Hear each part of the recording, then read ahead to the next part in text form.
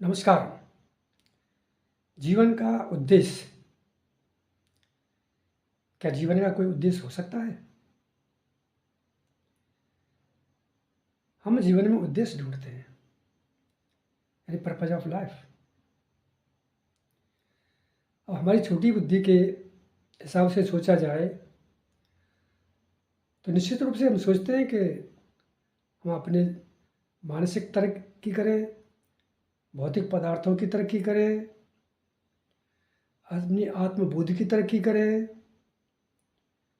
छोटी छोटी चीज़ है, इनको हम अपना जीवन का उद्देश्य समझ सकते हैं, लेकिन ये उद्देश्य नहीं हो सकता। अगर ये हमारा उद्देश्य है, यानी हमारे जीवन को हमें एक उद्देश्य की लेके चले कि जीवन हमको मिला है, इसका कुछ उद्देश्य होना चाहिए, तो निश्चित रूप से जिस परम पिता परमात्मा ने हमको बनाया है तो उनका भी कोई उद्देश्य होगा। हम और हमारा उद्देश्य दो अलग तत्व हो गए। अगर ये दो अलग तत्व हैं तो परमात्मा और परमात्मा के द्वारा रचा हुआ संसार, ये दो अलग हो गई। लेकिन वैदांतिक थ्योरी के हिसाब से क्रिएशन और क्रिएटर दोनों एक हैं, वो अलग अलग नहीं। अगर दोनों एक हैं तो जीवन का कोई उद्देश्य नहीं हो सकता। साथ ही हमने ये भी सुना है, धर्म ग्रंथों में पढ़ा है कि परमात्मा कण कण में व्याप्त है। अगर परमात्मा कण कण में व्याप्त है तो फिर उद्देश्य ही नहीं रहता जीवन का। एक जीना ही, सच्चा जीवन जीना ही अच्छा कर्म है, यही सब कुछ है। अगर उद्देश्य लेके चलेंगे तो फिर जीवन नहीं जी पाएंगे। यानी एक थ्योरी फिर समाप्त होती है। और इस बिंदु को लेके चलते हैं कि हमारा जीवन का एक उद्देश्य होना चाहिए, तो फिर परमात्मा और परमात्मा का क्रिएशन एक नहीं हो सकते, अलग अलग होंगे। मैं ये कहना चाह रहा हूँ कि जीवन का कोई उद्देश्य हो नहीं सकता। अपने सच्चे स्वरूप में रह करके, जान करके,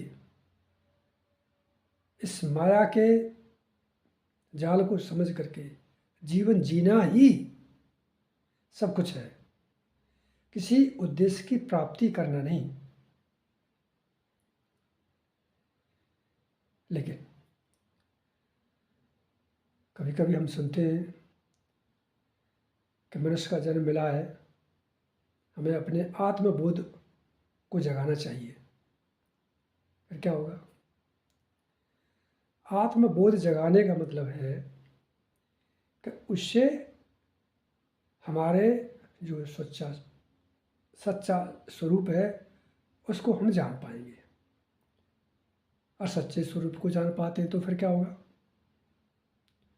बताते हैं कि ये जो जन्म और मरण की प्रक्रिया है, इससे जीव मुक्त हो जाता है आत्मबोध के प्राप्त होने के बाद। सही बात है, जहाँ से आए वहीं विलीन हम हो जाते हैं। लेकिन ये फिर एक उद्देश्य बनता है जीवन का। अगर ये उद्देश्य है तो फिर मैं ये कहना चाहूँगा कि दो तत्व हो गए, हम, हमारा उद्देश्य। इससे ऊपर भी हमें कुछ जाना होगा। मेरा व्यू ये है, हमको सिर्फ जीना है, और ऐसा जीना है कोई उद्देश्य न हो, जीवन में कोई उद्देश्य न हो, तब हम समझ पाएंगे कि परमात्मा और उसका क्रिएशन दोनों एक ही है। क्या परमात्मा ने हमको यहाँ उद्देश्य पाने के लिए भेजा है? शायद नहीं। अगर परमात्मा ने हमको उद्देश्य पाने के लिए भेजा है तो ये परमात्मा का भी उद्देश्य हो जाता है, जो कि संभव नहीं।